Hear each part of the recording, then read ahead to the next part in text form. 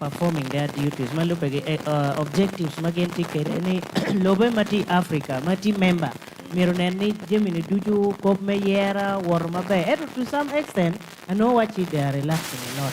Because this is not the first time our queer karaoke they have their own army. But it is not all about army. Yes. And person Miro Manuti, you believe in army enforcement only. In the chalo in your one. Okay, for you for our case, enforcement officers may Uganda. Namachelo be Uganda police. Uganda police force. That putting in mind there is human right. Human right. Much as whatever way your yes. There is human right. Now what about if these rights are violated? The AU should come in. To come in? Yes. Okay. Thank you very much. The African Union are to come in. Now, if they are coming in, to do what? They have to execute the duty. They have the objectives well written in their law. That is where the army and the police comes in. Meaning, Mirgu setting at least their army. This lose organization.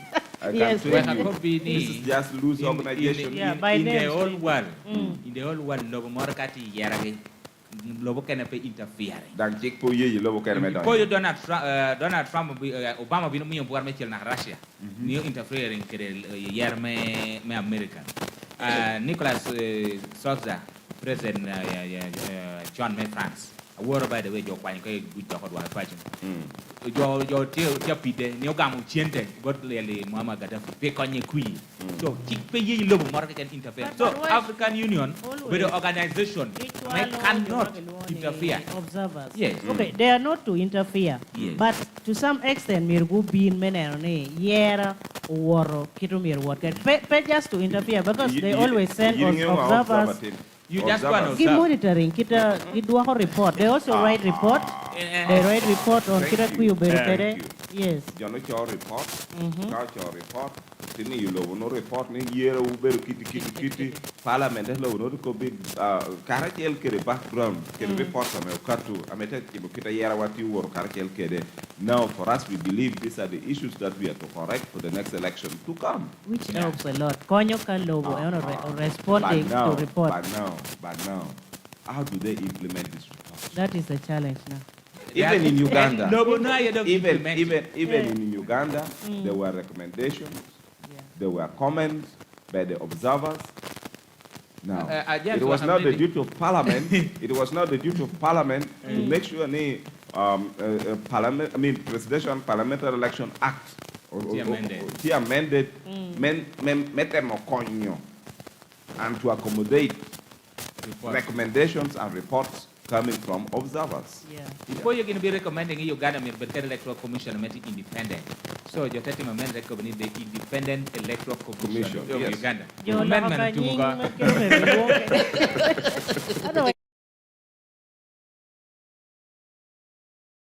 Time check. What you do with Jane?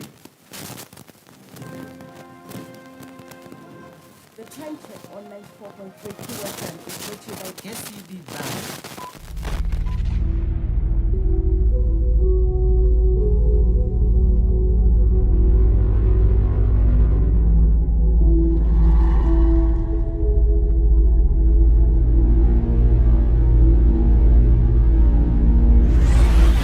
This is QFM. Hey there, I'm Gloria, Abasinga Mumanyinga, baby Gloria. Not anymore! Anyways, I'm the kafulu of the Movit Harboring. Remember this? Yeah, that was me, bringing you the healthiest harboring. Defense Secretary Meka Kogesi, we marketi a quality amagwakom, atini timo hachel to ne yario, kaining and atine no ruhu, a pala check, cartel vest, pala beratata. In Warna Officer Defense Secretary Meka Kogesi. What come officer LC1 Meka Kogesi? Worry officer LC1, make a kogi C. Worry officer LC1, a kogi, Robert Kakogi A, Robert Kakogi B, Robert Kakogi C. Go ni, Nuni, Atina Turuin, Eturuin, Unuo. Both defense sector make a kogi C. John no Kuber Karachel Ginunge ye. Romi Nahana my chim, in your Romote Nahapashu. Now, for today, war one better look attack. I mean, party president may UPC, spokesperson may UPC, Karachel Kede, flag bearer may UPC, Pilera City, Man MP, Pilera City. Imat Betia Moa Kana Beruke, war Genikan. And Wamenuti, the topic, Unutieni UPC, Kerja may be living, come Jimmy James Michael Akana, table President Museveni Queen. Unfortunately, a war one for Berukara, Menungo copy bot NRM. For Berukara, Menungo copy bot NRM, Otamo Emmanuel Dombo was quite engaged, was quite busy, but you make of Tinini, one of the carry Dakika, make Kuberikere Dombo. Yeah, much as we teen and Okireme Kubekere Dombo, let's make that clarity. Naramo Penny. Pingo Romo involving NRM again a UPC. Angeni la war ni COP me ni president ukati in relation to Mama Jima Kena Okobo. That is why we are bringing in NRM. Because we pay me NRM flag bearer queen. And you know it's not easy to get president. Yeah. So for us we now deal with the party structure of NRM. Because they are flag bearer. Yeah. So, we should have involved local kiringata make very one come. I'm a candidate. And we need candidate who come attack. Getting in touch candidate to attack. So one of you create structure main So, for that, yeah, we will get to Dombo, who will then have to give us their side of the story.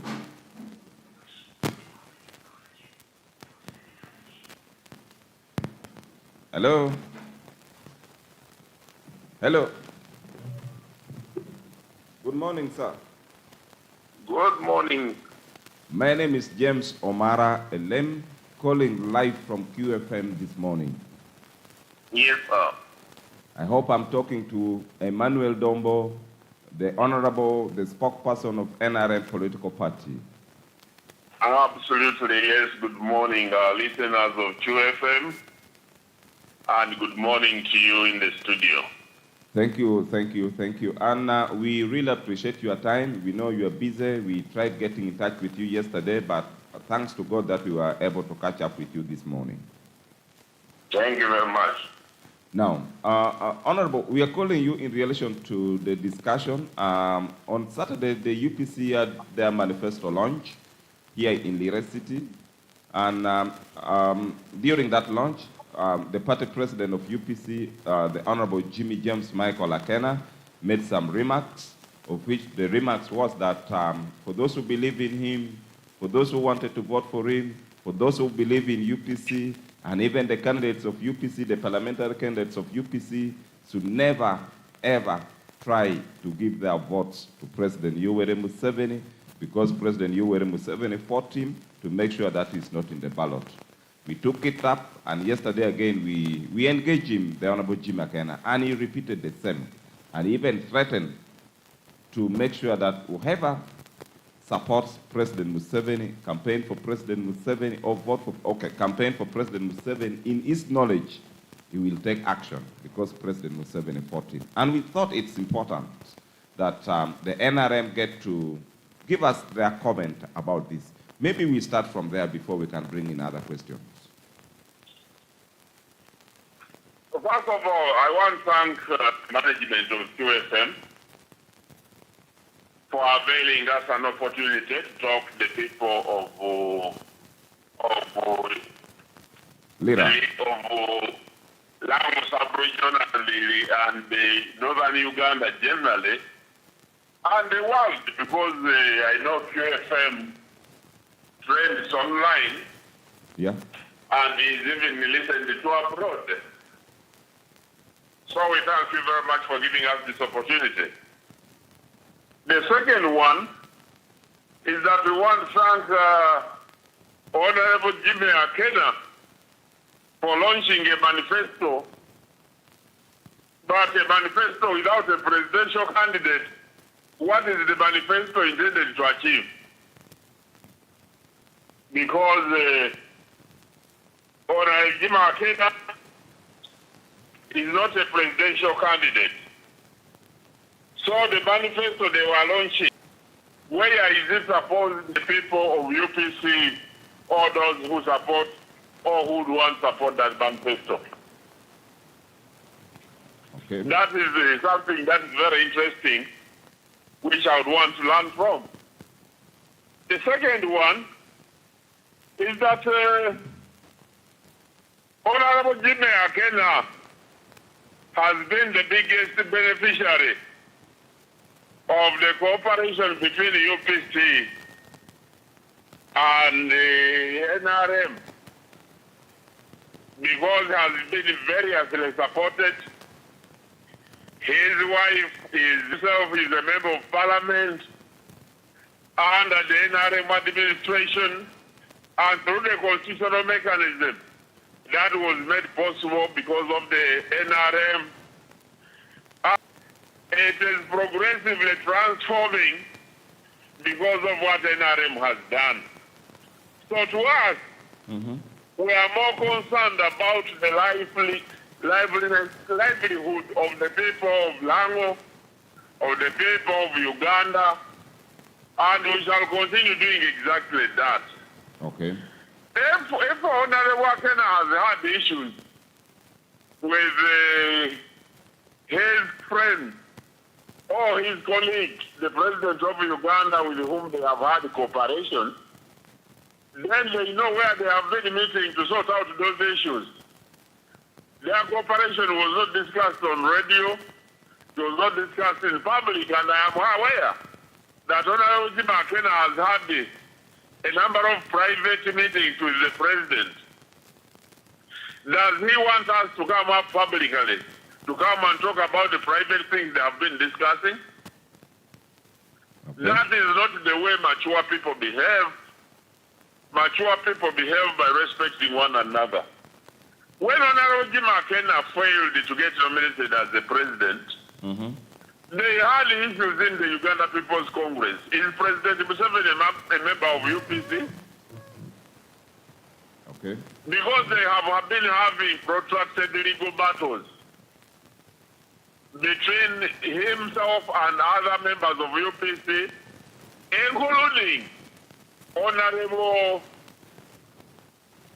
including the previous president of UPC, Olara Otunu, and other members of UPC who have been Mr. Ochieno, with whom they have been having protracted legal battles, and other leaders. Okay.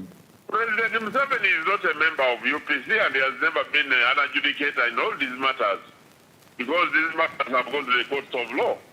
Okay. When Honorable Jimmy Akena failed to amend his own constitution of the UPC, did he want President Museveni to convene a delegates conference for him? By the way, Honorable Dombo. Yes, please. One question that we managed to put to him yesterday was about the delegate conference to amend the constitution, but also to see whether whatever he's saying is from the delegates or from the conference or executive. And he said he tried to bring the issues to the delegate conference, and he was blocked by the president. His delegate conference was blocked by the president. That is according to him. I'm not aware, but here I know that he got time bad. When he should have amended the constitution along the way, he chose to try to amend the constitution even after the court had made the court order restraining him from doing so. And it is the members of UPC who are going to the courts of law. Okay. There is no member of NRM who has ever gone to the courts of law to prevent the delegates conference from taking place. It is his members of UPC. Okay. So he should go back to the UPC membership, and then he finds out the solutions on how best they should resolve the internal matters of UPC in order to see how best he can salvage the Uganda People's Congress. On our part in the NRM, President Yoweri Museveni has been magnanimous in the first place to the family of the late President Nelson Obote by appointing one of the family members into cabinet. And I know that appointment brings with it goodies which have benefited the members of the family and also benefited the people of Lango and the people of Uganda. Okay. So this magnanimity is something that must be copied and emulated and also reciprocated. Instead of him attacking President Museveni or the NRM, he should be reciprocating by appealing to the people of Acholi, West Nile, Lango and Uganda to support NRM because of the good gesture that has been demonstrated by President Museveni, but also demonstrated by the party. Okay. And if there are any other issues that require resolving, he knows where he has been meeting President Museveni before, when he negotiated for his wife to come into cabinet. He knows where they met. They did meet on radio. When he has been negotiating a number of things, he knows where he has been getting President Museveni. Let him do the same right now, instead of embarrassing ourselves in the media, when we should be talking about the problems of the people of Acholi, the people of West Nile, the people of Lango, the people of Uteso, as regards cattle compensation, and other problems that afflict the population, so that we can bring the population out of poverty. Now, Honorable, you have talked about the cooperation between him and President Museveni, or the cooperation between the UPC and NRM. Of course, you made mention that the biggest beneficiary has been Jimmy Akena. What was the cooperation about? Because now, we have been hearing, even you, when you came here sometimes back, you said, yes, the NRM has been working well with Jimmy Akena, with the UPC, so you are still working very well. What is the cooperation about? Maybe a member of NRM down here wants to understand, a member of UPC down here wants to understand what was the cooperation about. And you also talked about private things. The cooperation, first and foremost, was to demonstrate to the people of Uganda that even if previous governments could have had challenges, Honorable Jimmy Akena was a little boy who cannot be held responsible for the previous sins committed by previous governments. That is the first gesture that must be seen on the poor side. Okay. The second one is that Uganda is big enough for all of us to coexist in Uganda, irrespective of our political challenges that we have had in the past. That the people of Uganda are suffering, and any desire and effort to serve them should not be hindered by personal prejudices, by previous hatred, or historical challenges that we could have had in the past.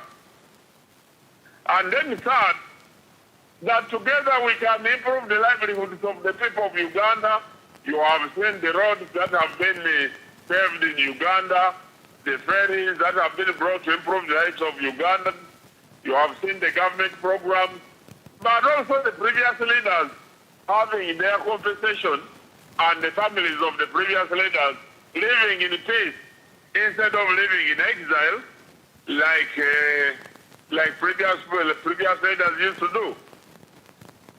Okay. So this is a new chapter that is being opened. And the third one is that in the case of any disagreements or challenges, he knows how the previous agreements have been done.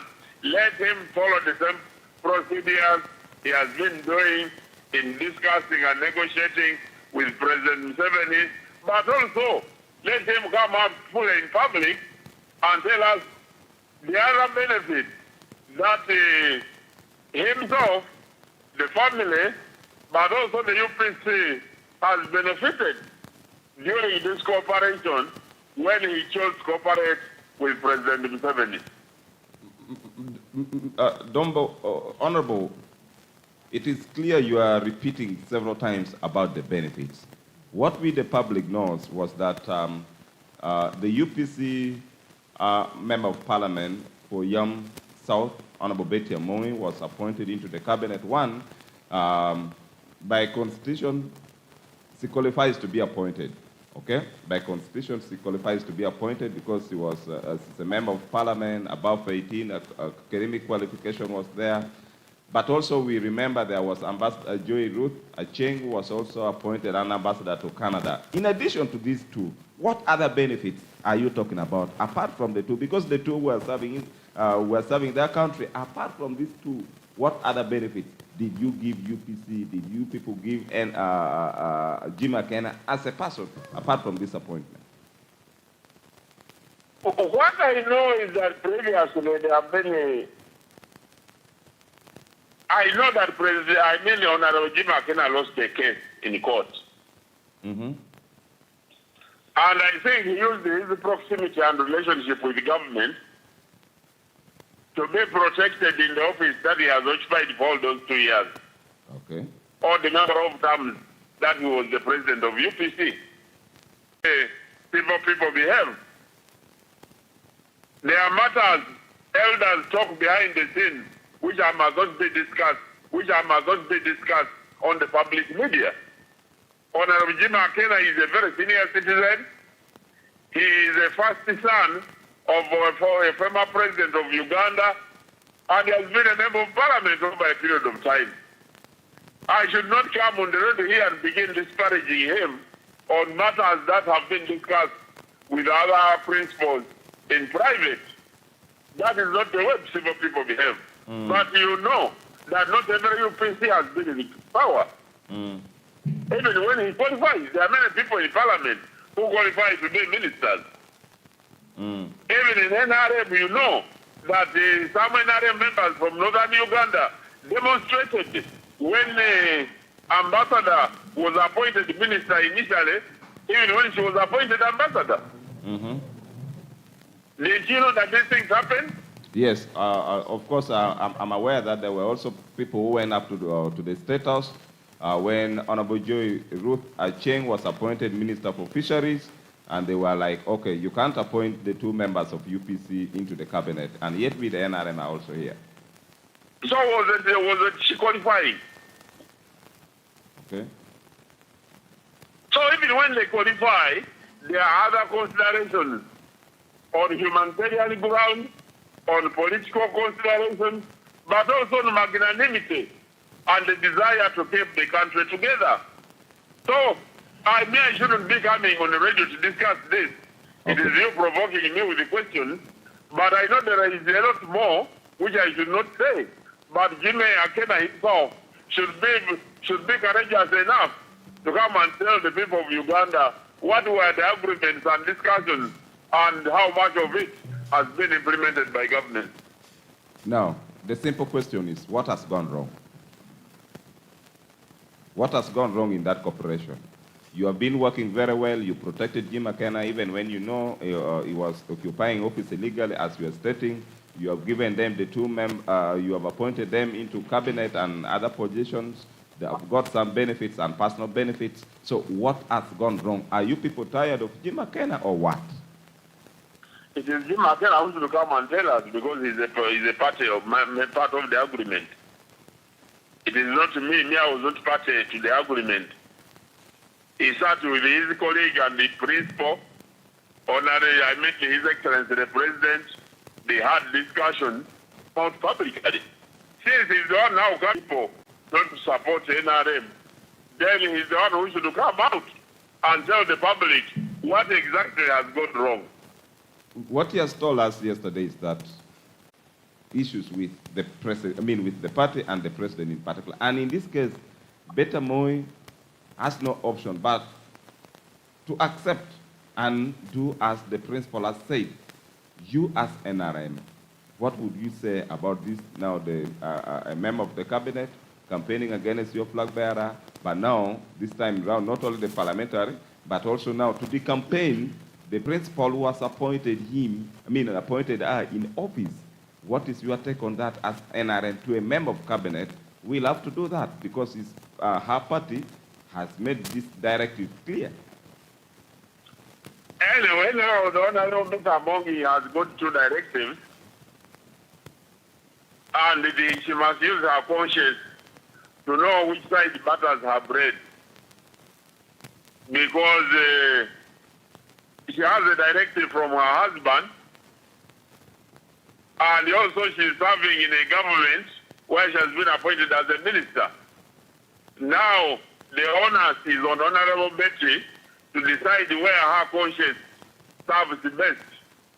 Will she hate her husband or will she support the appointing authority? That is for Honorable Betty to answer. Don't you think there will now be domestic issues inside that family?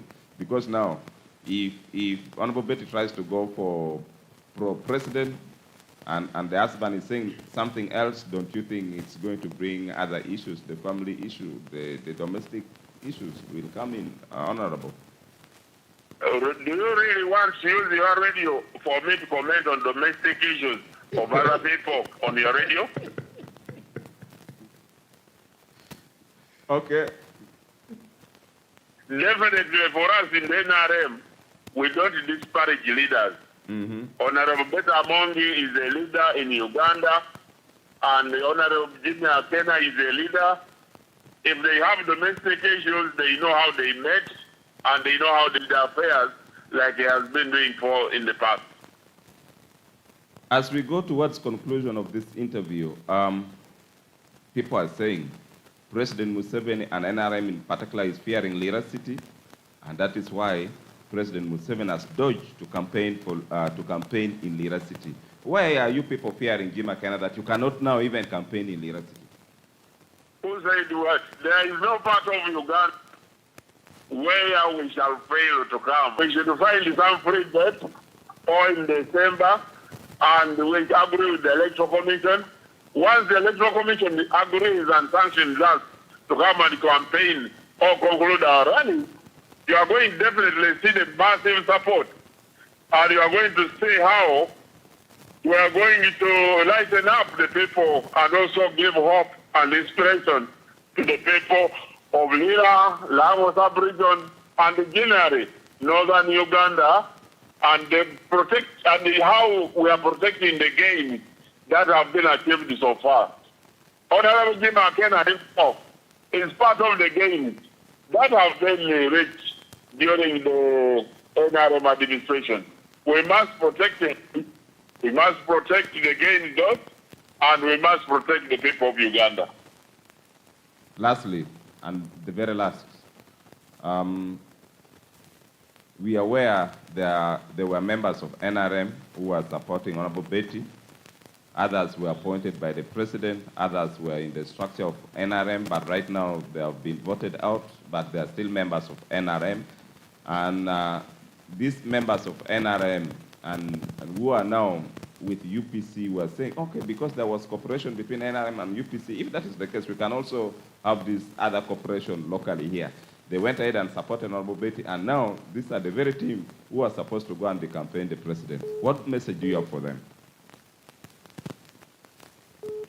In Uganda, we have a democracy that is prevailing, but that is still young. We are trying to instill multi-party democracy and enabling the people of Uganda to learn how to live together. In doing this, we are likely to make mistakes, either on the side of leadership on the side of fellowship. The most important thing in all this is to know that we are all Ugandans, we are children of Uganda. Like the president has guided on the head teachers who have been eating money, even charging young children on UPA and USA fees, he said we shall, even when we can use force, let us use education. I'm very sure the members of NRM who have chosen to go and support the UPC candidates or those who are independent, the president has said let us progressively go on educating them until such a time that common sense will prevail. Because, but even for those in UPC who have been benefiting from GROW project, you know the project that my sister Beta Bongi has been giving the people and the women of northern Uganda and Lago. She has been getting them from the ministry that she occupies in the government. And we all know this. But those things go to benefit the people of Uganda. That is why even others, when others have clamored and cried, the president has said as long as those things benefit Ugandans, let us build a country and we live together. So, let us build a country. My advice to my brother Jimmy Akena and family is that you know how it came this far. You know where that negotiation and discussion was. Let us remove the discussion of adult people from the media and let us go and discuss where adults discuss. And that is what happens when elders meet as elders. Right now, Jim McKenna is an elder. President Museveni is an elder. Let them go and meet where they've been meeting and talk about matters that affect them and the cooperation, and then we build Uganda together. Maybe this is the very last one. I know you are rushing for the campaign. With how many last ones have you had? I'm sorry, but this is the very last one. Just the very last one. The very last one. Briefly, you have two cabinet ministers contesting in Lira City as NRM, as Emmanuel Dombo. Who are you going for? Oh, the NRM has got a flag bearer. Mm-hmm. And the NRM constitution is saying if you are NRM member and you support another person other than the flag bearer, you can be dismissed from the party after the due process has been done. Mm-hmm. So, members of NRM have got a directive by the NRM constitution to support NRM flag bearers, and our NRM flag bearer in Lira City is Dr. Rosa Cheng, the Minister of Health, and we accompanied her for nomination. The party gave her money for nomination because she's our flag bearer. Okay. All members of NRM, and even members of NRM, but those who appreciate the good work she has done for the people, let them serve her, support for her, so that they can enable her to continue doing the good work she has done for the people. Okay. As for the other discussions between the NRM or the president with other parties, those can continue on whatever basis understanding is there, but let the NRM constitution be respected. Thank you very much. And we want to thank you for your time. We want to thank you for the opportunity that you have given to us and for this interview. May we wish you all the best for today. Thank you very much, and I want to thank the management of True FM for being that responsible and look for our comments in order to give the listeners a fair feed. And kindly send my kind regards to my brother Jimmy Akena and family. Thank you. Right, Jimmy Akena angioni unity ya corporate kira mota moya ibora woti Manuel Dombo. Corporate ya win radio kopyu ko bera Paul ame ya kina getieni corporation notia kina UPC karachel kede corporation notia kina UPC karachel kede NRM, and the biggest beneficiary has been Jimmy Akena and the family.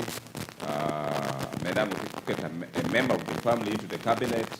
but also to Karamechi Jima Kanapa president, whatever President Museveni protected him for 2 terms. He has been in office, defying that office, and a lot of other gains that Jimmy Kena and UPC got, including financial support, assistance from his friend, Yoweri Kaguta Museveni.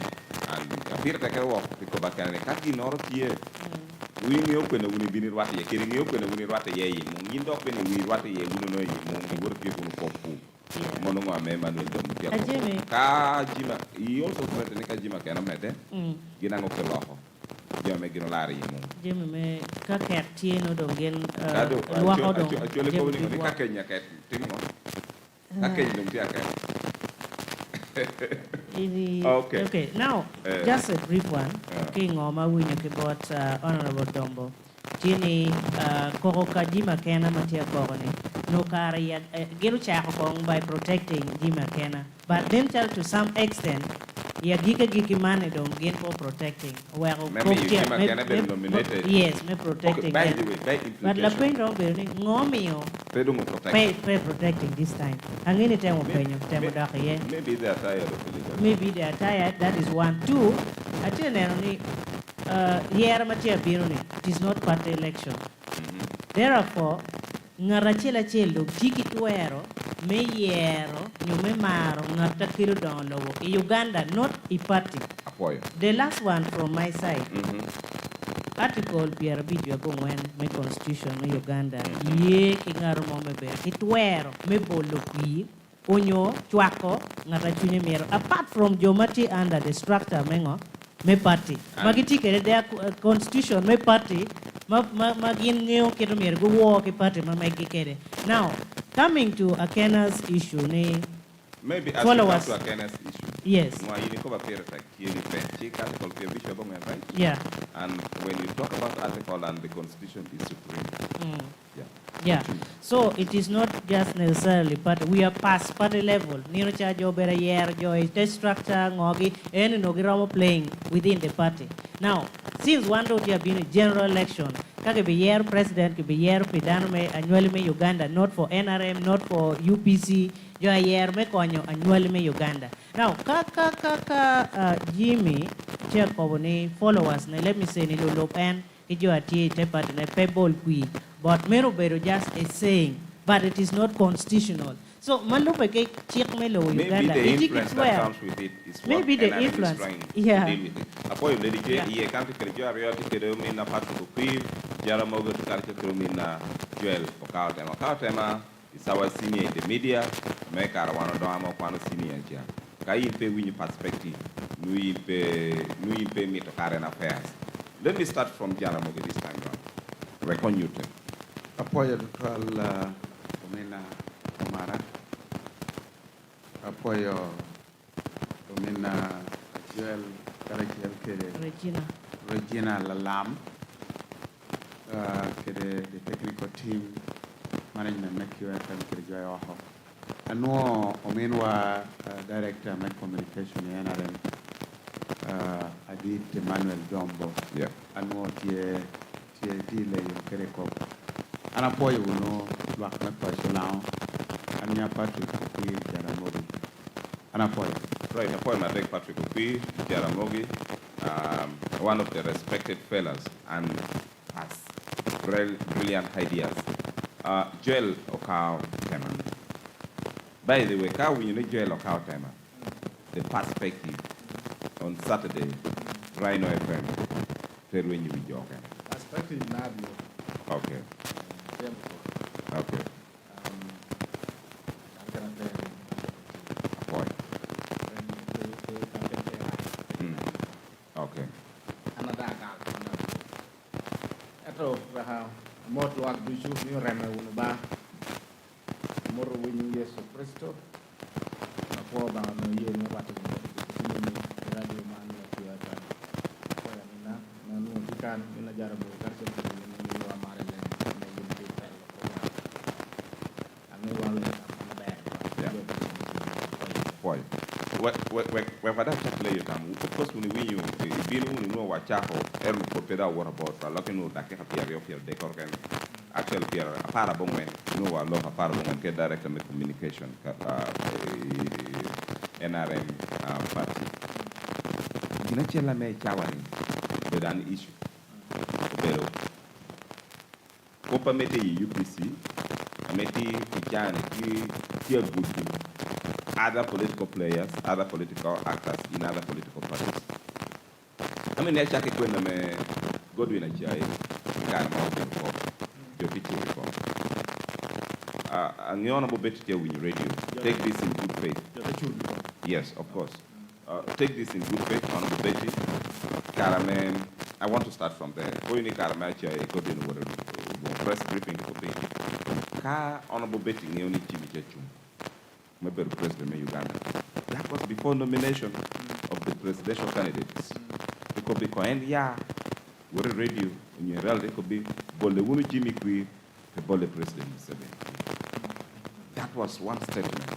You think you recommend?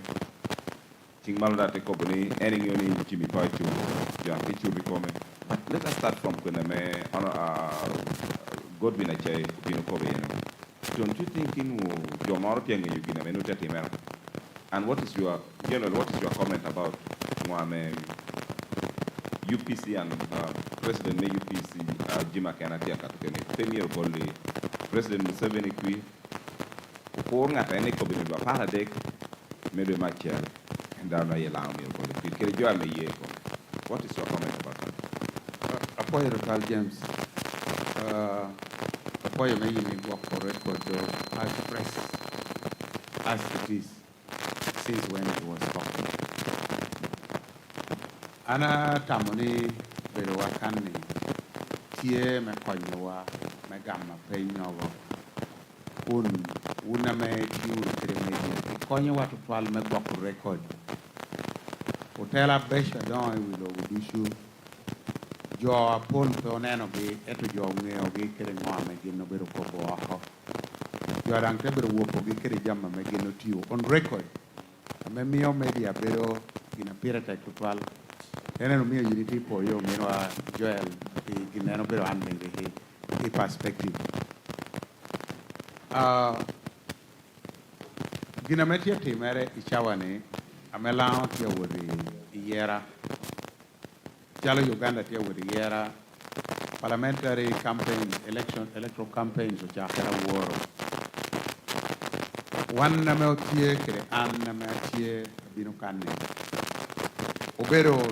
Obero Tamone, Lounge you to the Chawa Metin, you are more care. Amelem on Lounge at the crossroad. Lounge at the crossroad to take your pola petuere. Nilao Icaro, the days of the park, the days of Cecilia Gual, the days of late Topola Fellow, the days of Atia Tim, and John no, Tim no. We have no very Joame, Neo, Canamero, Nalao Tia, Caname Uganda Tia, Potope Yereni, Cana 1 or 2 Yeni, 1 over a Yimingo. Moameti nyimwa me perete kame miro pet porwa miro kawan woro bodamente wano tera chalo apen ame wano kero ngeni wa lok kere wan amol woni man wan rock melawene dake hanu obinu ber woro e kalao teti mujame deliberately oyero me burunino the sleeping giant syndrome Jamiti temera me petika kare launti nena o teacher wa dushu o making rhetoric amemaho kono rekati ya team gitie kono rek Sicilia gitie kono rek Park gitie. Yes, the watchers and the lower tubos Joel and Little Maras are there, but do we respect them? Any opinion no. Do we respect their opinion? Any no. Pengo re wano ward one Sicilia ge re holo ward one pola pelo ge re holo ward one Park ge ngwa mola here ropola here ngomi wana ward one okule Park ge one Sicilia gwal ge yamcha and yet you jono yam tu kere amobero mara tubo amobero Joel Liro mara amobero ben washa jono poti erwan poti woro tamgi peda tu penyo tamgi monno penyo dikta me petwero mi ana te ko ni launti at the crossroad Ame apenyera mi wan penyo ko yo ni la bero at the crossroad without direction. Pikara rom kwene. The beauty and the luck we have TNA. Lawan chawa ni tikere the privilege ni the media houses tie radio stations tie ame pedong tek balai karare kama Sicilia ge nero ko bibi leo ni kwanjo me kioga ke lorry. There were no coasters, there were no buses. Ke lorry, ke tippers, tingi kelgi Joker nyon galibin. Joker nyon galibin ko bigini negion ni kwanjo me apai ikelgi ko bigini ben washane pak ni kwa yuru jo me yam ikelu rugi ko mala tu bigini kwa jo mo tu ko ikelu gi ko yuru ko alipata ko gi ni kwa yuru jo me moroto ikelu gi Juvena ka wan ko pa ni bero NRM. Yes. Yin kele wa jo. Yeah, ko bi juvena ka kele wa jo. Ditros lagada kele wa unu jo. O ngagi ituto Dr. Luigi kele wa unu jo. Betu kuibi kele wa unu jo. Now John dong pe amani gina dong tie gumma me lao tie kede obedo radio stations ame enti borone and I'm happy ni some of you are still particular metamo because of kita wu tie kede metamo direction ala wori o mi wekel wono ko discussion na jalkiti oba ko yi watu twalni odikoni yini ni Emmanuel Dombo o ko bi wako pameti yodi kede partnership gi kere corporation gi kere jo ameti pasi la kan ame wanu no kero gi nyi wa chalo tela eri gumaraj jamu kene kara wanu ngeo dongi boto la ha dong manio ka wanu ti at the crossroad ka jo ti at the crossroad jara mogiri antikanu at the crossroad James Omare lem gi ti at the crossroad o ka jo ro ka tema gidang ti kara chel ke gi at the crossroad inyo gar ka yini wori chuwi yore gar pe mahabu rek chung ka kana en pe chuwi ye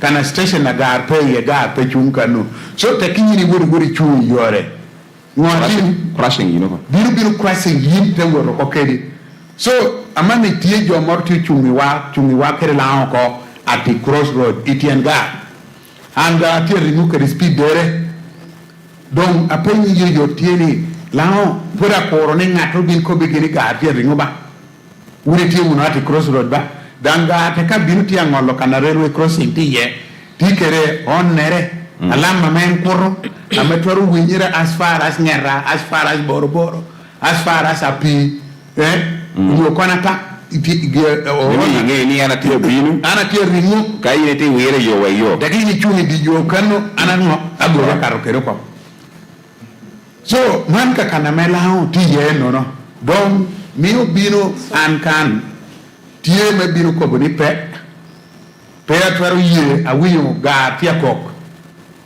ni ngaturu ti chumi ge di yo karakel kira an jara mogi karakel kir jo me takere wa karakel kir jo mo worena amana maro gitu twal jo me wan woru ke gi chacha chel woru ke gi chapo woru ke gi Anglican church we go to the mosque jo ngato ti chumi ge di yo iti uni bole chapa chel oti bole chapa chel o wori yakiba chel o wori chuka chel o wori chuka duonkano o wori ke gi buses mewot Kampala o kwano ke gi chukula chel wan ngato ti chumi wako ke gi di yo an anati aneno chawa no enenero mi ana bino kanada ko ni pe abino kanya kina me kwanyo ge ko jo wan woro ke di chu jo wan yiro ke di taxi jo wan kwano ke di jo tino na kwano ke di school jo yo tino wa kwano ke di school zo kene jo wan ke me poyo tino wa o poyo me poyo tino wa do hatala me ti kom jo wa jo na popati dushu wano tie me ko bigiri ya ko kanu gara bino te mo ko abi crashing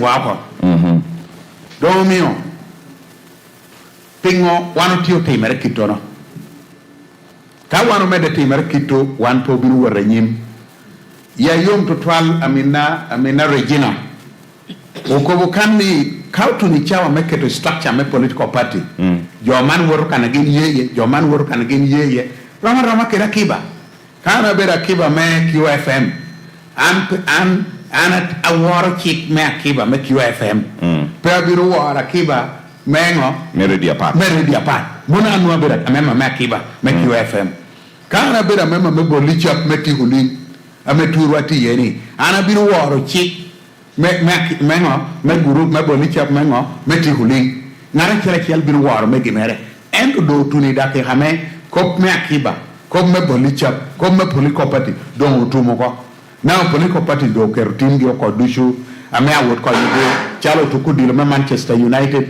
chalo tukudilo team me ngo me Manchester City chalo team me Liverpool chalo team me Arsenal chalo team me Chelsea chalo team me o Kennedy dushu including me Sunderland a chela tie mono beru nying.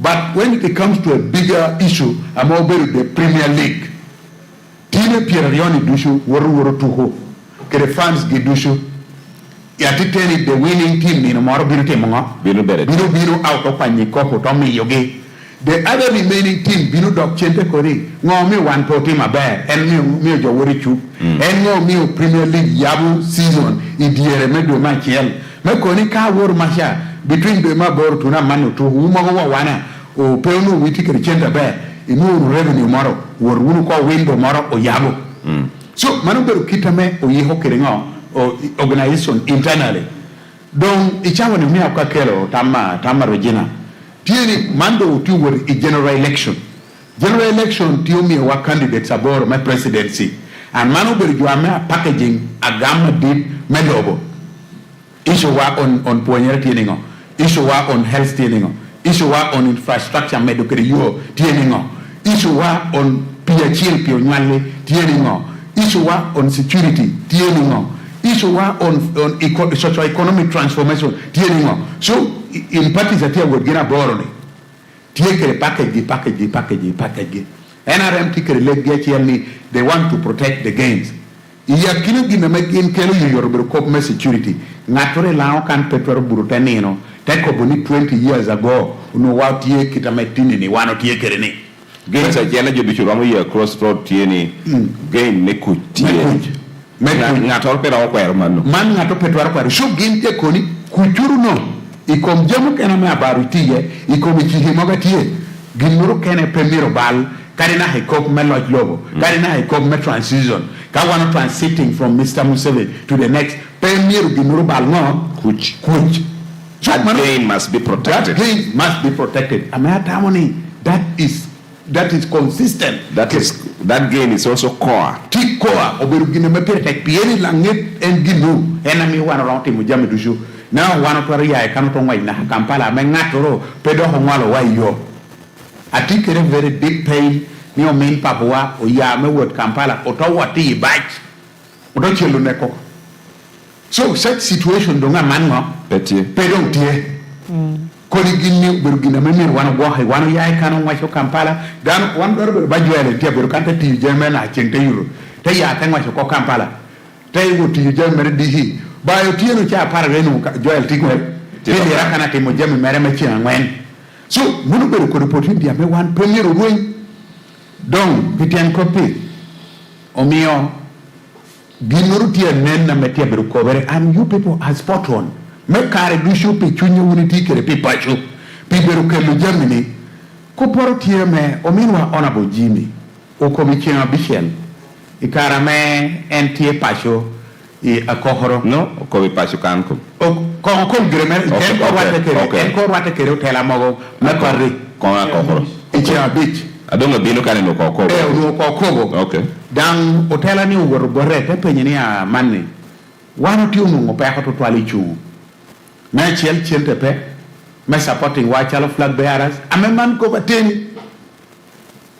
chente pe eti guma right yinda do pe ti chu eto joni ngeoni chende tie jogamo tikaka joni ngeoni adit wani tiogamo tikere chente mo mi ogi kare da chente tie from mem iPod yiri po ni iPod po gira chente yeah so monober one source of chente me ngeoni ngo tie do te ko ni amani yindang pe ti chu endo wanda o pe krechente eto tijuati rati kire nyimwa peti nena ber ena dang pe ti chungi kunu no itwere kono ko ikobewa wan karo twanga olobio nga kirdo yiri pe kire balote o minwa on Friday en pero man ka en woro ba me atetene no ba po wod kire tipa chille ka en woro en kwer gina me ana tie ko boni ni en per watte kire jo ama obero tela mere adango ti political office eteko beginning you go and support Mr. Museveni ichi woro machani eni ku komete ko bigi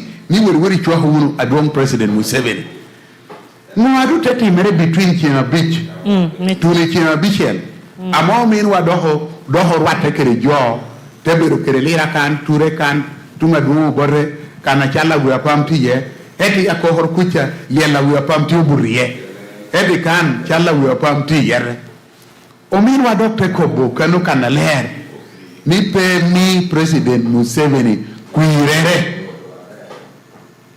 apenti na machel ni kuirene because yini beru kai kuir takiti chum yini beru kai kuir takiti chum keken takin pe ti chum yin pe beri kuir o James Omare le yini ti kuir ani ni pe ti chum amane ne kan so ka pe ti chum yin pe beri kuir ona bo jimi akohoro ukowuni ni Museveni kuir. Are you sure? Ana kuni en kwe inyibo ba pa ko yuba ba tibatim en ginana ke ko ginero ko go tela mere. Some of them are people in key political leadership en ko bigia ko Patrick Okwir Jara mogi en natia ko bone unity moko because ngo anati kede kan yes ameti on record ameno loko kala chel kedwa amedana ramo tukuna hachawane kada metani YouTube yes kene no ko be doge da ko ni ngator be ken including chege beti amoya kana ka utemo me kwa yo kwi pi Museveni unyoko ni bolu Museveni kwi iriemo ko okay anena ko man dang pe akobo temeja ana ko bi meja live maybe one day your words will catch up with you yes take Kobuni Johnny would me kwi got Museveni now in wore kelke ken enateru o minwa Dr. Binoko Bokani pay me President kuirere apenya machel tieni kuirere mene kuna empete chu because you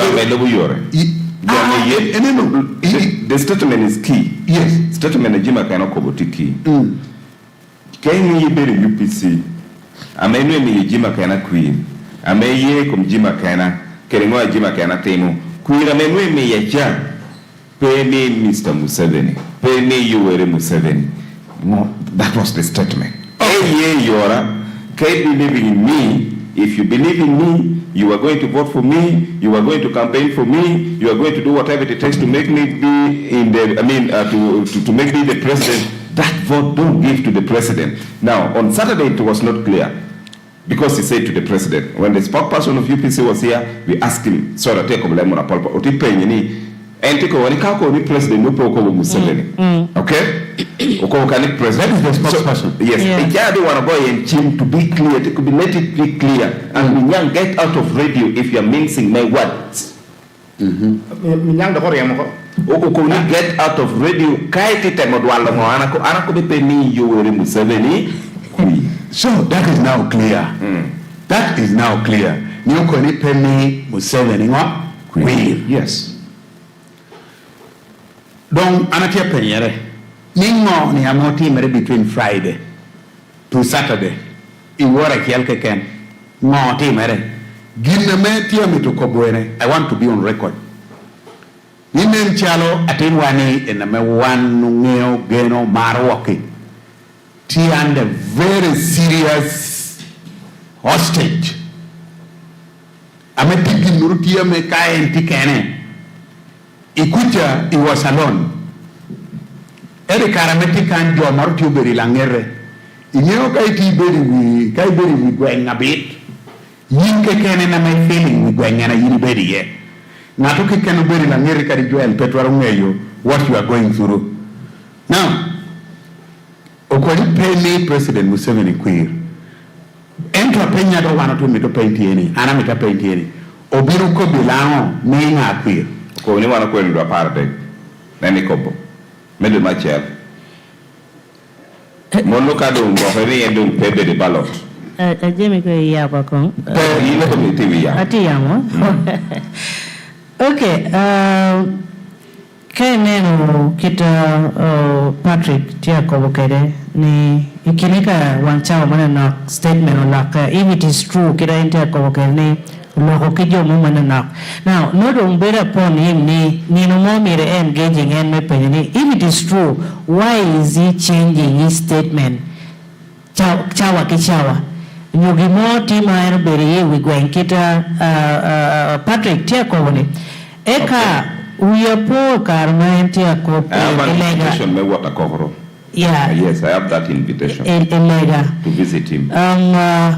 Muru mapeti football around relying yeni chegwa muru mo member because we tipen with anga karma don't give me equi kiriko ni ninda para death and you declaring eto tipilu pilu mo mano tienyo hiro mo maneti do ni chegwa miru repeki jo mo machalo opo Ento pare na pera takera me chaho belang. Okay. So mio in all considerations a man making on political issues. There na lang guiding tamana moko. So ana tik an pena bera tin lang tin wana tu lok me pasho pe lok me par. Okay. But da chakitini tijem me lang kana jo luoro lok ye matai. Jama kwa ho minwa hono bola kena jo apol luoro lok ko pien kai loko ti jo mogo yai komite mi pora o te yeti o te ko biko popol. Potukuira bere yeke bere chu. O te ko boni potukuira ko. In fact tuni chame o member me parri beda luora me peoromo challenging na kada party leader on basic simple issues bala penye ni wati Balno tia chungi city east. Yes. Karme da ta makobo. Now they could be in leverage. Yes. Jote daga mogo daga na hatin. Entu ti do ni time as born me out. Chawa go hatini. Anaha entini manu dombo ko kane wate gira naka ne tie. Danga yi wate yen chenne pol obeye. Tida obeye. Ogwa ko dang dano igina da onu chik pe ye pian no wata hetie o mi adong lo botoro na chik me gwa ke pian en ko ni o mi no ji mo be wode man ko ba me wa mi no yang en ni ko me da o mo ka bere pon ne geno tikere wat en wato en no mio a mi no wa beti ti be minister mo man wato shi are ko mi o chi mo Ruth me be minister jo pete ye to chwalo be ambassador Wato umio na hajo mogo me pasio ko horo titi cha don gamente chani mogo ti yi state house. Kachel kunu bera counter. Mego. Yes. Wato tiu umio jo apolo no benefit. Eto karaka ne ger dangi dogola chel nyo yi otoro pegre lango duchu. Wato kero lonya dum chene don tiu donyo. Pasukan the family no dana miro ni ka en jem en go chi me kwa ni pe watasha chenna down to twal tio donyo bodo minwa do one can gira ko chalaba QFM wano pe kede chaden put pe to ka chaden mite ka kino kwa chaden bino berati no kwa Okay. No kwa. Okay. Era manti ti ka berdu ni chien na pol tio donyo. Donc cutting la chele la kana mo tiu gin kide President Museveni a level la tout credanga mo no benefit a dum ala la ni duchu o bero minwa hona boji makena pimmo ki piena rioni that been very close kun watto bero wata pako kede wode mo man donc mio antimini a chunkan me kobuni machelo wa no luoro mino wa bera tala let's challenge him where he is wrong and then he owes us accountability for every action he takes in our name every mistake he makes in our name maybe ngat ron ke lokop ni action and tete meaning UPC Joel is FDC no tete meaning lango not UPC gina do entimo kunu ti uchung ni langi tinga I thought UPC no it's beyond UPC That is why you're doing the doing political parties to Uganda. Pian para chela man of funding government new chela no cholowa ibe iPod in the parliament. Moment. Do me one do you be try come pare market. Ti doane come NRM, mi be doane come FDC, mi be doane come UPC, mi be doane come NUP, mi be doane come Democratic Front. Takido gamuchen no cholowa ibe chikame parliament mo. We must ask questions. You are taken as a citizen. Opposition na machela pera takalo ita pen check me Uganda for be president. Citizens. Or be the citizen. Me ana ti ye ni na ti ye wandu ti ye. Pia na galo show. Dongo mi ana ko mani. Yo wa pa shi lang kan. We are at crossroads. Chalo jan mo ko. Kai ti at crossroads. Mi rebe ngata mo ta. Ni a doctor chama wala du nya dox ngi pian kay be do chung kan na gara chorno gara ngi ngi ko. So one of the point of decision making as a people. And decision making ka menwa tia bedu flip flopping. No one as a people we must take a decision. When one worry. Ichawa ne one tikani. Ana mi yepo tiki na molo ne Bugisu Cooperative Union. Ame Secretary General me parle me FDC me obo represent candidate. Nathan Nandala Mafadi na hatale. Papere ko obo no tala. Jote kwar me no tala jote ko family ni obi wane bere we ko mi twer me chi. Gamento lo anye ko Nandala me kwanyo ko. To Gisu na ha NRM du ko be president ni man pe kwan. Stop it.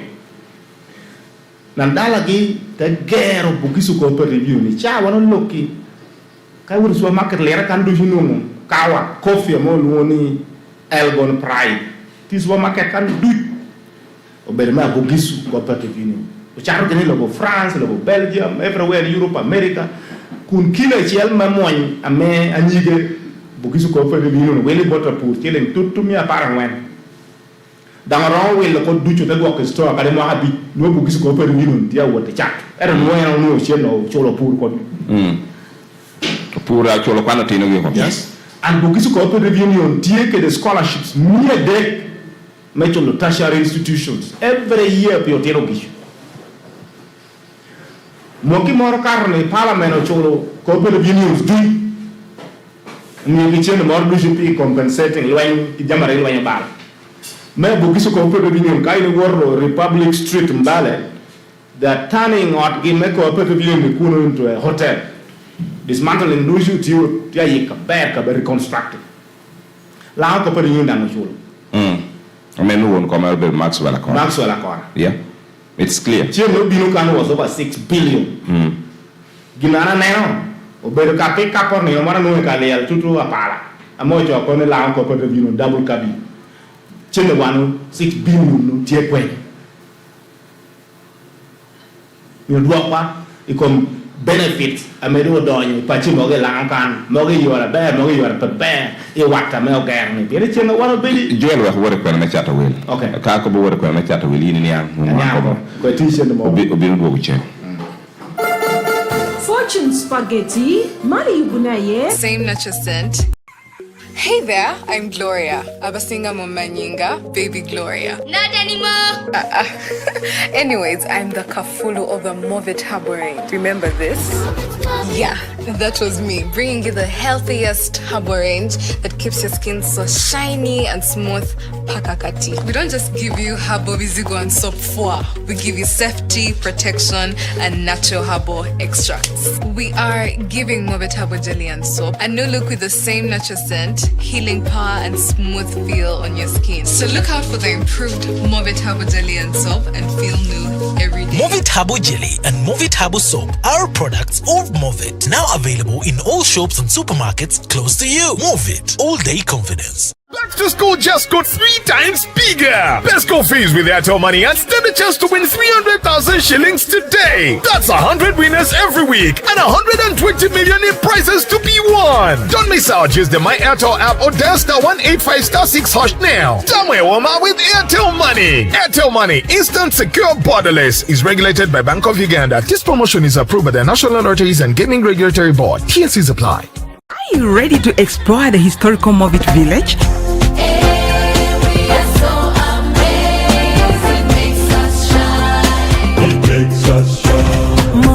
The community and different tribes would gather to harvest the best skin herbs in celebration, music and dance.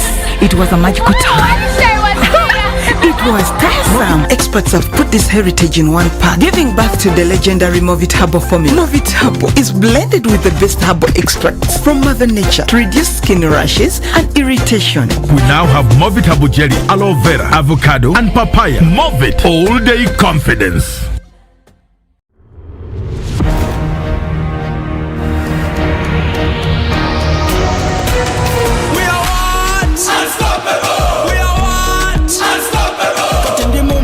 Kama nemo pocket, tambura body street, issues are my target. We are what? Unstoppable. We are what? Unstoppable. I'm in a plantation, but on a global mission. Internet ambition, full condition. We are what? Unstoppable. We are what? Unstoppable. Oroka shizigoni, netaga yo karoni, niga mukafoni, money in the zone. We are what? Unstoppable. We are what? Unstoppable. We are good.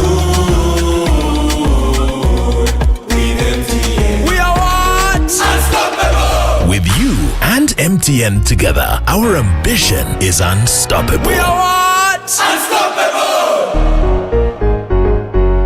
Real friends are always there for you. Share all the good times together. Never give up on you. Always there through and through. Yeah. We all need that one party, that friend who's happy. You can count on every day. Your party of life. Aquafina, your party of life. Oh, yeah. Your party of life.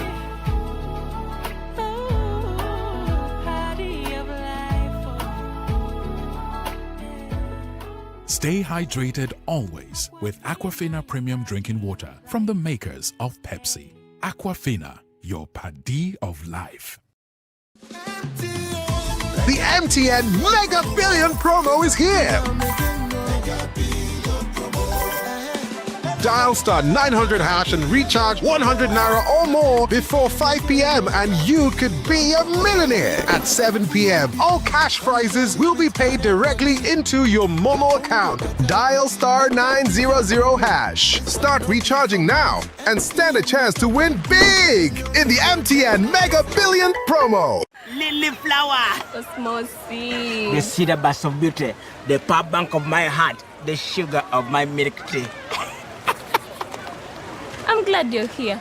Today buy for us some chicken. No problem. You can eat whatever you want. I had already ordered. How much? 122. 122?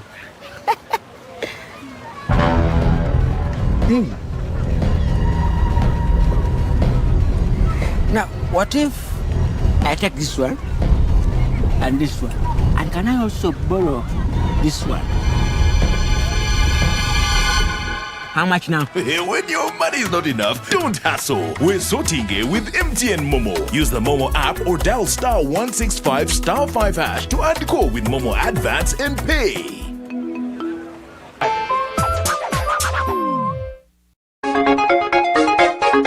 VX Studio. Producer Ben Music.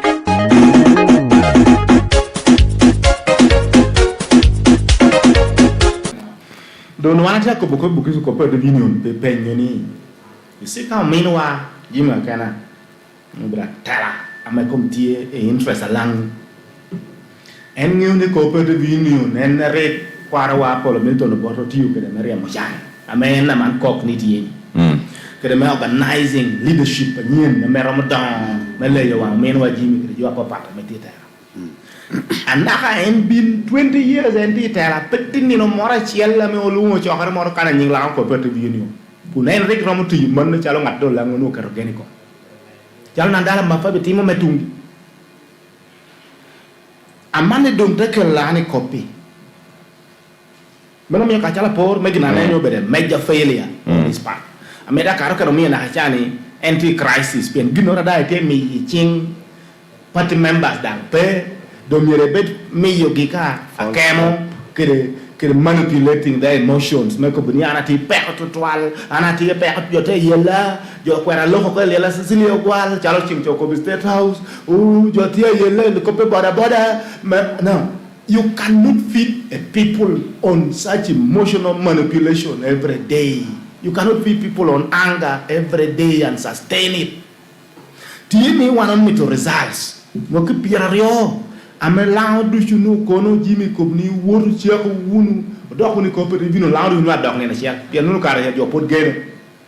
Moki pirario ame kain mo kone amani o panga do pe moman. Woru piru moy.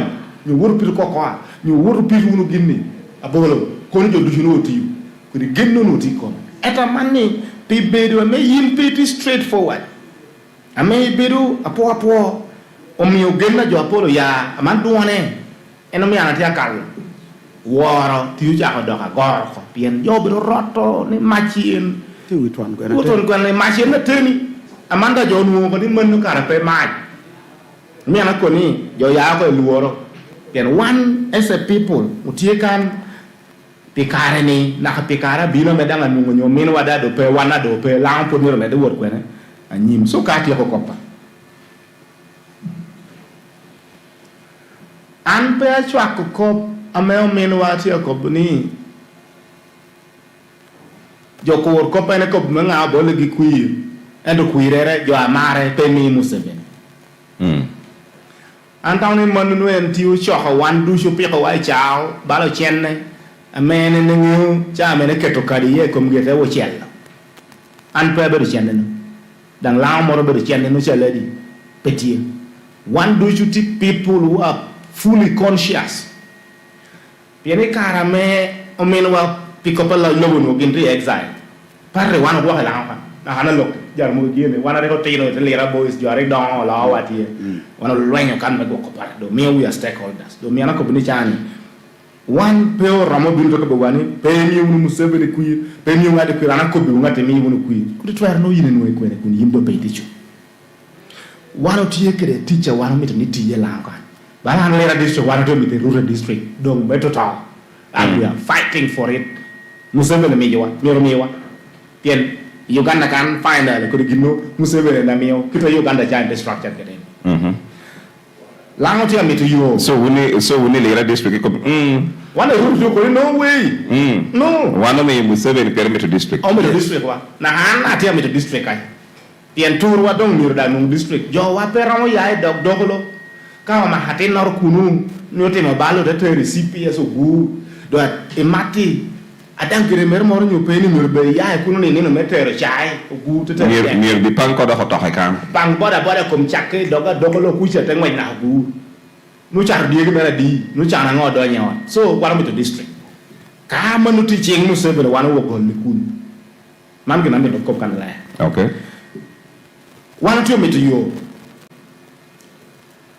tiena pull come you jo ko bukan and then for the first time nigga me do ja responding moment in you apati tia wo de tum mirdo me de mai me buku me ko goldom alloy lera alloy abim golla molatar ko ne dogolo manu pe gollo doke beo e chawani chako la choko kana dong yendo nu ni ka kane ne karo ken do tie chako do nyumo pe wana na do wu bon lu gweng ma chego wa ko de kopa me ana bo jim ko ne ka jo me yama me obu ka ba district ya winyu yigi ron tuwe pa yigi ron wa ngara to da mi yigi wana tete so wanda ma pola wana to meto ni tie awi anena lo wenyo chako do ha taki comme a president do mu ke ni amir ne mi do ke lan kan Lwenyo doka tek na honorable Jimmy tell Lwenyo ya tek sole cha. But this is political opportunism. I'm a man very careful. Can you po you ni gamendo binoko ni ami chile billion per beach. Me cholo dok, me chako cholo dok la kan the same 50 billion ya choli 50 billion attach. Chimney government has been releasing this money to the Attorney General's chambers. Chinini dang evidence a nyurni o cholo tie. Eri chinini o kuo ename o timo eno cholo lekremdi. Po tunu bot yo amani tunu bot yo ba pasukan tunu bot yo ano na. Da tunu mushu. Ento it's clear ni 48 billion of the 50 billion government releasing. O kuo ni ti pa che lang kanda mogo ben na members of parliament. In evidence tie. Niti mogo ti keda account piera bongwen, mogo ti account piera ngwen, mogo ti ukamo chene million near bongwen and last cholo beda tie. Before President Bino Kante ko ni pandemic na cholo chen. Members of parliament. Members of parliament ni lang kan. Don't man no menwa jimi tie ko ni. Dan cha denti ya moko jabani. Cha denti tie. Yes. Yang kono no pe ni President Museveni tama ni man cha me kui kono ti jo mogo den pizza me ti jela cha wa ni lang. Ada tama ni kar poda rama poda action na beri komi.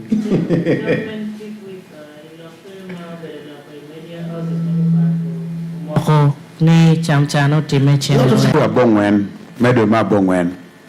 Ame wana rate kiri president state house. Ame minister honorable Betty Amoyo obediye. Ikome. Meeting cha numero honorable Jimmy Bediyere. Jimmy did not attend. Enti vere keji. And honorable Betty Amoyo take communicating apology. Apology honorable Jimmy Kena. Amechimunika apology ni tie. Mukomitie kiri ngo moher kumuduchu yini bere pato. Ame inis apology umutia primere. No one do tie. That when me apology no chadong President Tido ameto ya ko enter Bishop Mela diocese umutie. Enter ko boni Jimmy tichorno odio. Ento ko ni ene yengire report melango terusha duchu daine chwako ni mi jo do habiche beach. Maybe Jimmy was misrepresented. That was the first meeting along Beru Keri State House Jopete Yete. Naka Uganda Chakari. Naka Sabili Bine Lochi. Meeting Nasha and Namo Beru Abonga Yet Keredo. Very misrepresented ke daro me pajane. Yes, so maybe. Muno think of Bukopa type ba. Kind and how it because Joel, man me a bit clear. Ne ka honorable Betty Amoyi o chwala apology honorable Jimmy James Michael Akena Michael Boni come teacher to dio eto ngo ametia te American education any year eka later honorable Jimmy Akena ko bi no ngo amno do ni kuno pobero ko pateli hanna chala bangata me awinya ni arawata mone ngator to ka honorable Betty Amoyi o chwala apology kitawuni ko bokerini Chimuni no honorable Betty o communicating gina me pobero tama honorable Jimmy. Nuriko ni Bible ko ni bakol pa water boret kado nuriko ne dog per wata wat kunubo. Of course atia me chala me jala ko betia ni. Ya karka no do yinti ko boni en wana nero ni jone bere nuno jamu dog petia berbo ameni o choko kana pada ko kana pada an pot pa tunu kan pot pa ngeo moro ni ko porti kunu. Okay. Ento ginna tiene come do ginna one proposing poko ni acholo mo hachel the proposal is ni chakcholo it will be over time karana to mo habich ginna wana mito be evidence ni o chakcholo dan ter diang na parish kito timo ke PDM be mi be bodka o nyu bonga diang ya te wol parish yen ata der ti parish do wana mito ni Honorable Jimmy Akena Mirpoyo ni wan lao tio meto kuj na machel kade tieko ana met katia ko wana meto kuj mewe kapuru nywage na bala na per por na moro baro awara kwany karo mo chata char kape bina mi yatin na cham mewe dong jo duchu dang tio puru nywage char men no kwanye por Honorable Akena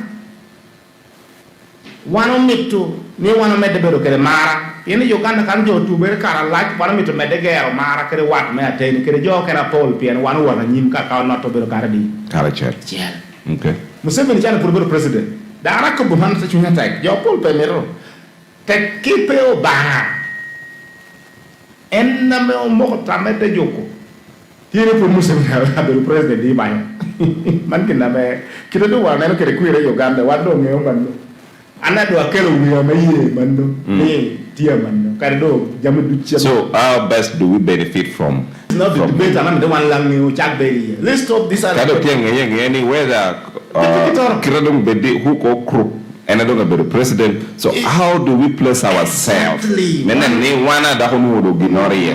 Mewe kika chawa medo wana tamani ngato kere nyoda ngabini che mu wana do tika kano. Exactly. That is the debate and one lang ni tuni ya. Will bet mielo kom ka beda chele ken ni laro ginda konyere pe ujo tie wona nyim. Okay. Apoyo anako buni lango. Uya uno ke lar ko ameo bedo ameo laro kapolo bedo tino. Wana do dohu unajua ngeo pinjo ada do tego chako do le ko pa do tego. Apoyo matek. Because kopa ma wor bedo kana bedo kopa tek ameda name callings were there. No pobera yet, no pobera dagger, no pobera chai. I can only allow you to disagree with somebody, but not to attack and abuse. That one I cannot tolerate. And for that, yes. So, you can disagree. The way Joel is disagreeing with Jimmy Akena, Honorable Jim Akena, the way Honorable Betty Amoy was also disagreeing with Honorable Jim Akena yesterday, the way Honorable Jim Akena was disagreeing with Honorable Betty Amoy yesterday, the way Honorable Jimmy is disagreeing with Dombo, and the way Dombo is disagreeing with Honorable Jimmy. That disagreement here, Chimney, at some point there will be agreement. Etoka yet here, a daggett here, Chimney, at some point separation and fighting better here, and that is what we don't want. Not a beer bichel, a bongwana dek. Hello? Hello? Yes. Boy, na take a look at Man, Peter Kerabo. Yes, Peter. Ana Peter. Koko Peter Mongiti Kobukano. In Kirokata. Tingu Mati, Winnie. You're coming to chin me. Look, it's like a doctor and I mean. New tell me you be chinning out, tell me you. Gen binogamo, anda ha bino penyo no ayida. Enka ko kana na ko mo. Yep. Akati. Uya pa kana ti ko me. Ningo? Ni ko kara yini lohi. Kind of lohi. Yini ni jo da ti. Ya wi na no ba no bino me. Ya bino gamo no chokere lo. Alang pero me lo que no mío no pericom. Una mano cara que no peculo para da una ya que na coñere de van como tío. Apoyo matak. Y no dan que atimo. Okay. Pero para bien ya bocare. Tu canal agua.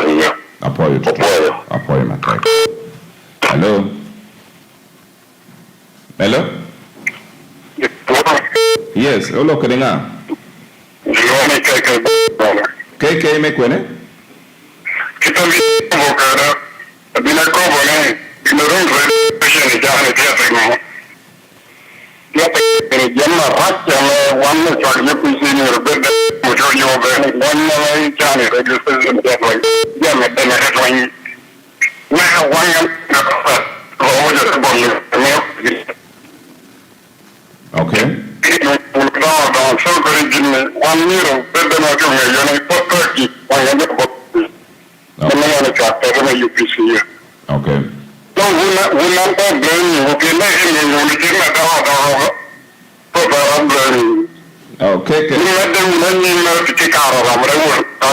Okay.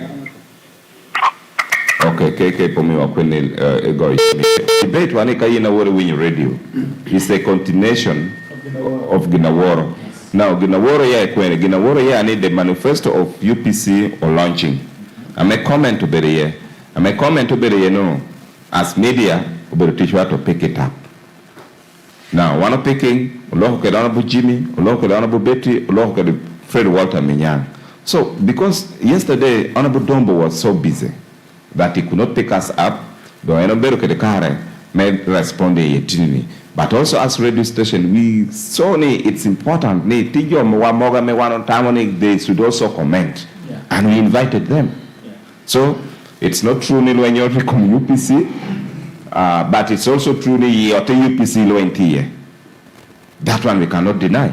UPC low NTA. So kai UPC low NTA. Maybe UPC near Kongtin Ginoro. I may miugum Jame Doni Yogi, Pebero and Jame Doni Yogi, Berugin, and Miogi progressing over again. Can UPC take up mobilization? One the media houses are picking no better mobilization. Can UPC take up make court? One media houses speaking of better court. Can UPC take up nomination? One of better nomination. Can UPC take up Gina better balway? We will. Because UPC members are part of this society. Hello? Yes. Bonne mot to her.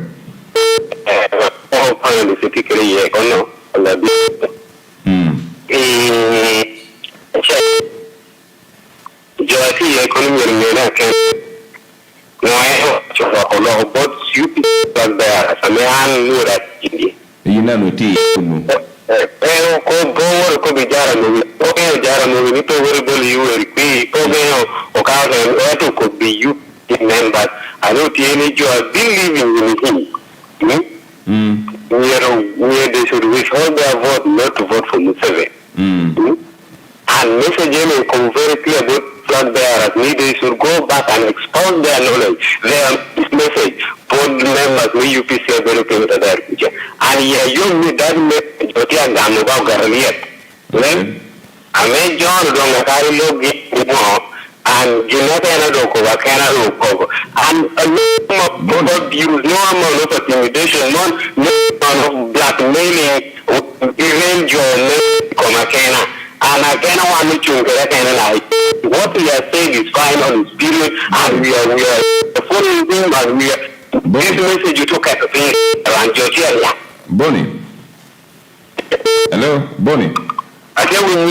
And the Mayinigamu message yo, Honorable Betty Amoya Kena, Okoni and the University and put Betty message yo, and the University put it board structure me party con and structure me party and can message you to you pet you. So for him for her and put Pegamo message yo. What comment do you make there? It all cobuning or honorable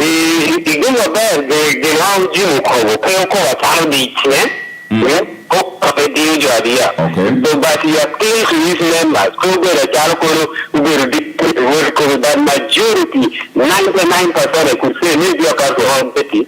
I mean, could take a different view. 99% like a very cool yai, and so yai, we work nine or yai, that we have to solve. This is the message I made there. Coming, I made a amount of Jimmy will detach with him. One moderator, and we are not going to work with Museveni. Okay, Monobero, Bonnie, me. So, in any message, yeah, can you me put him on? Oh, yeah. Hello. Hello?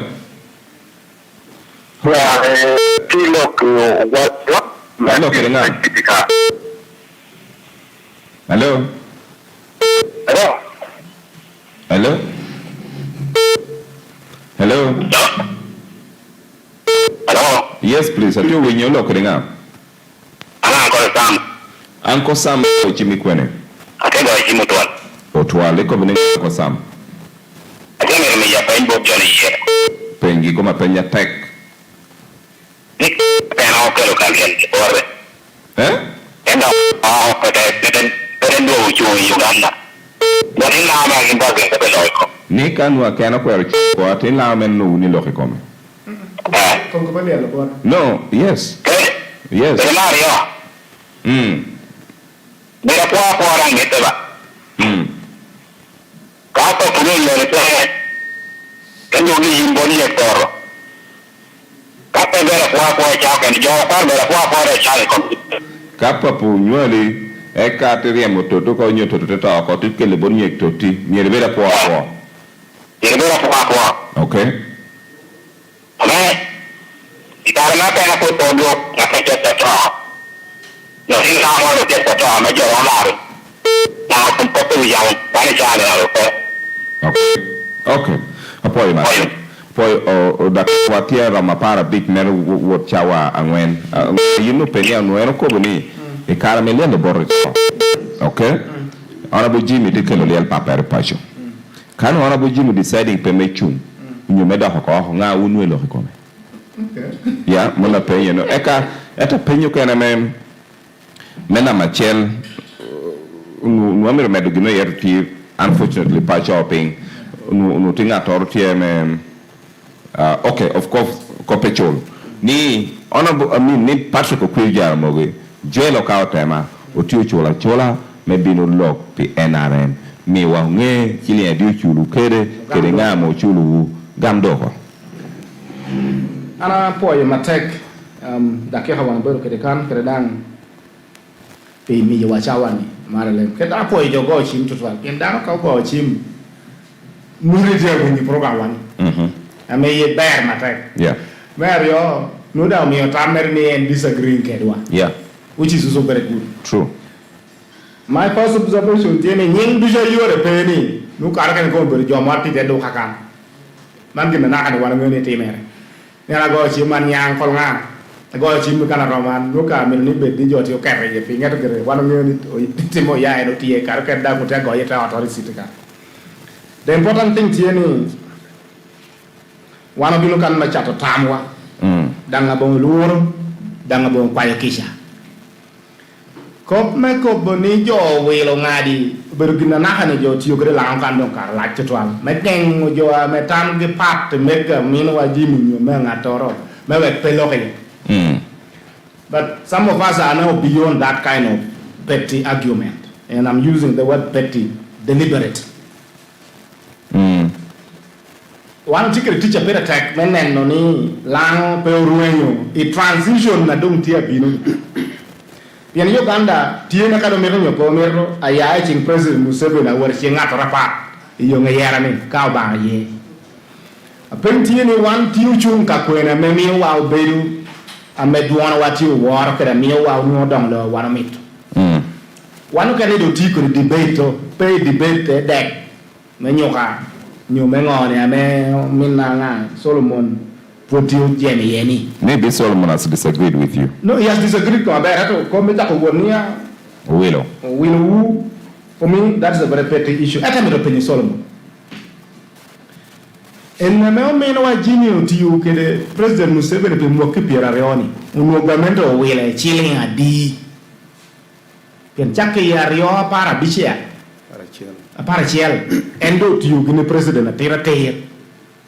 Dan wano ni pete ngatora doko rwate ke President Museveni history melacha Museveni amo bero laun tiena pol la don karo mino wajini resources a pol da ya ikun war da borre don manu no welo chila adi omi eno tiu kre mo ke pierre ka don welo jo metik ke Museveni me ta ko tama Museveni o welo chila adi doka entia doctor val kiti Gamento chima meno wa hona bolbeti mebero minister doh moka para bit manu bero wele ya pe no moka pa yeah manu wele no tiu tia pol ama ya ka bere chiel ama tia ti gamente adang lori minna Solomon mo mo ko chimbe ko me wele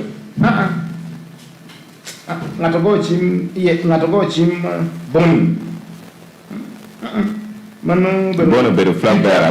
Manu Peter Kelo. Peter dan pengeo ni ko jamani tie tije pieren gire twa ko parbe chunya gire du mo nan tang mala ko bi ya to ngechere ka na pe ya bere. Do wen jona mo mi o ti du ni ame ti ci du bere ka bere chelli. O beno wele no. Ya pe. Do mi ako ni ana me to dismissing in a very arrogant manner. Kodi wichoro me chako metuni I big leveling loud bisha metia ko butama pat kede mega solo kede mega pitani ni o wela. Some of us nahani umotam to mean well for long. That o machie. Da wami no ko pitini ni. Ame mi karapita do wanga ya berisha. pero biro ko ko ngato ne ri ko bino penye yot so mana gamo ko gina mi ko magi ki ana mirne wan bet ke robust debate la nga robust means debate me wan le ke tamata ke kere ye tu me we wan yung direction wan lo ba chala lam pe ko di debate pita ke mo go ci mi do ko ka yimo wuri ko di man na me yala nga le yo tam ke wor mi ya choli a tek men nen na nyim wa tie kwen o tai chu tie le yo tam chel le yo kan du tie le yo tam pa ci la kan na ken en na me wan o tiu yon ne ko tam ni nga na chel en na me mo ke wan du tam men an pe yi pien pe te nga to na me ro mo ke wan la du tam me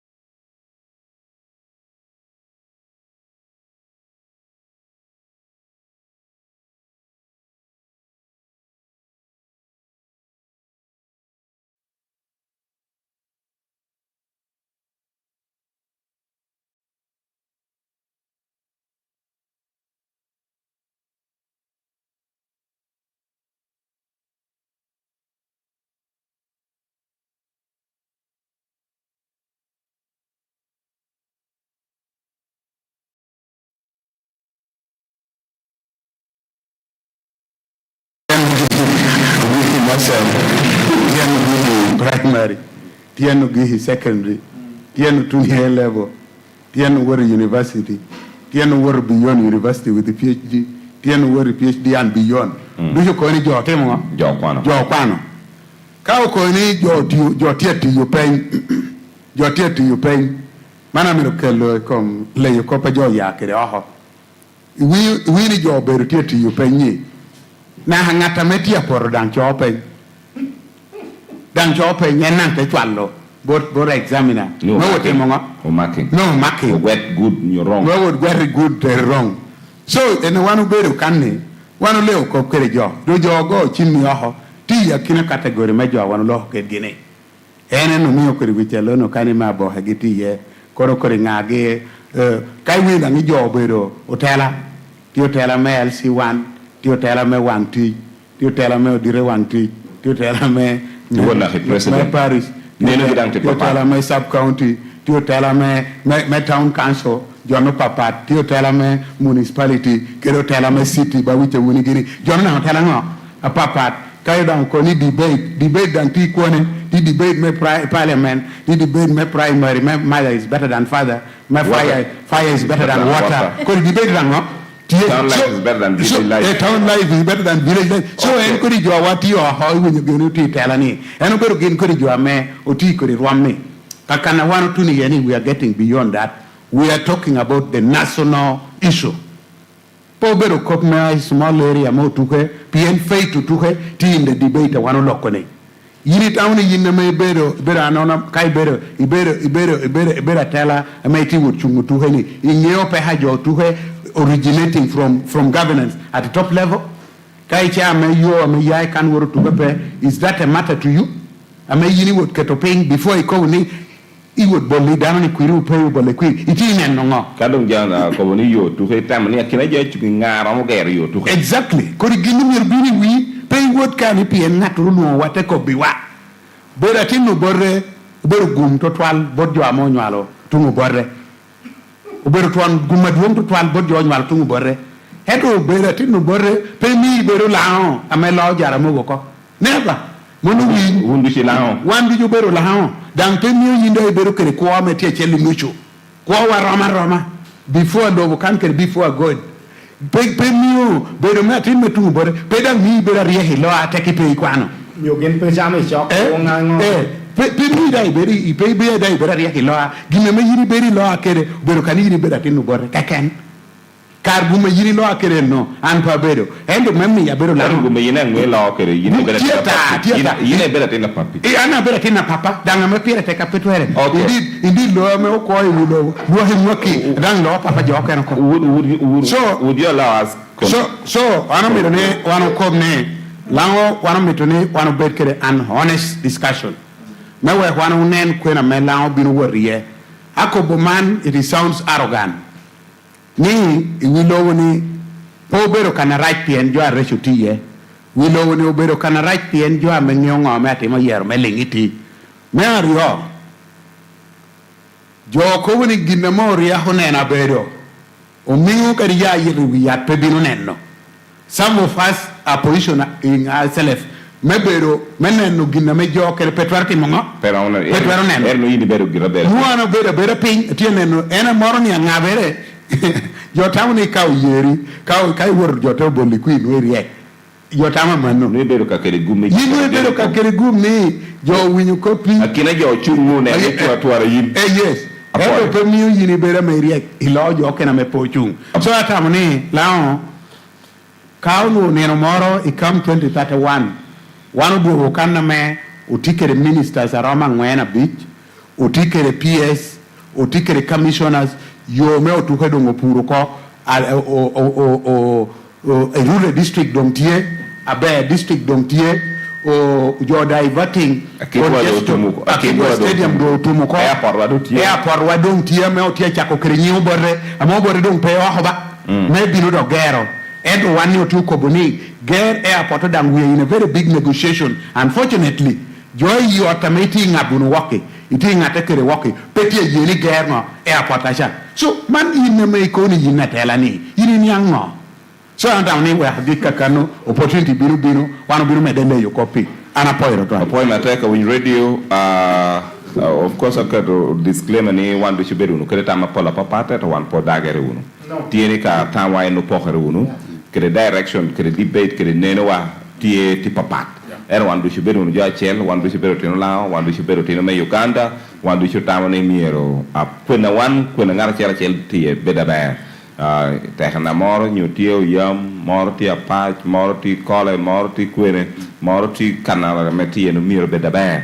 So at the end of the day, let us accept to disagree in order to agree at some point. Let us not disagree that we can now not nene wang. Okay, let us disagree. Jail nganene ko bechao matches inte ko bukiti, but this is how I look at it. Yeah. I think that is the way to go. It's an honest debate. Yeah. Jara mawinete ko bukiti, yini ko bukiti, gino kay ko bukitu tero wakucha. Ka tero wakucha aduoge meren. Eta anu ata na man, amate ro kacha eta aduoge meren. So which one? Ento kanga tordo belo chunka do en chunkeri ya kena passion ni owelo jara mogi. Kuri jono do pero participating in debate ora me. Kuri debate me ticket. Debate do mir level of cut yoko. Yes, Regina. For you matek la in radio chawa wadong tumoro angene jemi dijuma nywaka kaka nywaka for the betterment be annually me Uganda ke wan joma wati del chol miru neno kane nino we should keep upgrading. Gino mo iken mai tamu gini temu gini kobo kita nero ni tikere miro woro naka neri ya chake jaramogi karachel kile wore yo ko ne jo don petiti mu consultation jo yang me tama bejo kingo gine wana chalo media ubino neno ka kenyu bat miro kere wi wane Uganda la tia bino pol to 12 days transition even a year ma waneno matia bino neno even a sec neno cha Bulu Gutia dominating Kirime Laka me politics. So to some extent, you Kirime donyo into transition. And near Martin Lo video for your matek, Rubame, where a chako program, Wagiko Kido Watia Gionekere, where a magonet of dire, you pay Machaka Chawa Chill, may Oknara, Chawa Manugi Kere, Lobukita discussion better. For your matek, one of the market of Okoni, Chawa made the afternoon sports bench, the chain, and the Chan Pasho. Waranyim. Kawano loho lokom loch logo pe kwayo jamo kene abe gudo wa chalodano.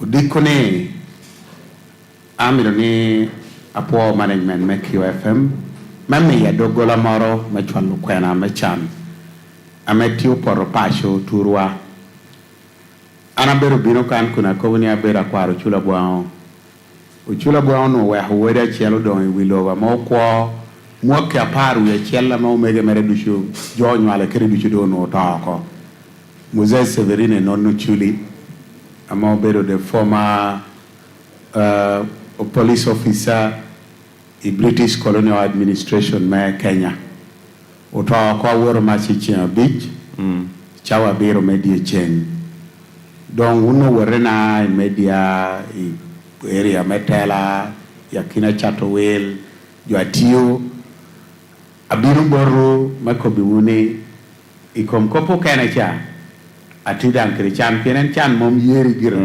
en mom pari museo utako kere mo hapira bongwen we bongwen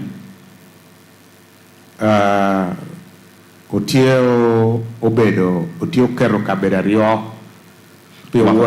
mo hapira bongwen rama kere mo museo ya sanyang immediately yongen to loko ba ko ni wundong imaru word karachel amamire na port twal otio kero kabedo pijo ame twero chung kedwa ngeo kana bere lao ni neno go tubere ni ka chantie woro karachel o kabeda chela mo otio beri Grand Pacific Hotel chawa bongwane nushu eka pio community mo ber kana pasho tiye otio bedo a chokre officer chairman LC1 mo ber Kampala otio tamni yik twero bedi ni ndo paru ya boro ichiario abino komdiel tie mochare lira referral hospital kwena mano chwala bod jowa dushu leadership melira city kero warwa ame pedi tek ko poyon to twal karachel kere management me QFM poy matek ye ikere monnono wagado wano achala ba program man wano tamane yini one announcement ame yawo me wado wano to taking up ame the program man kere program so chele achala ba yini bela worwa kere ngata me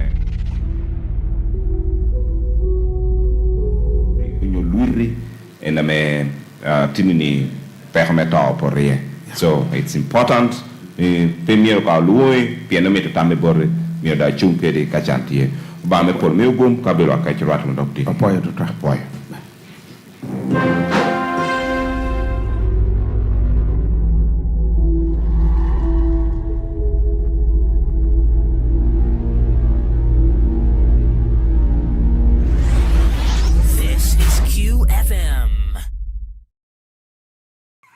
Hey there, I'm Gloria. Abasinga Momanyinga, baby Gloria. Not anymore. Anyways, I'm the kafulu of the Movit Hub.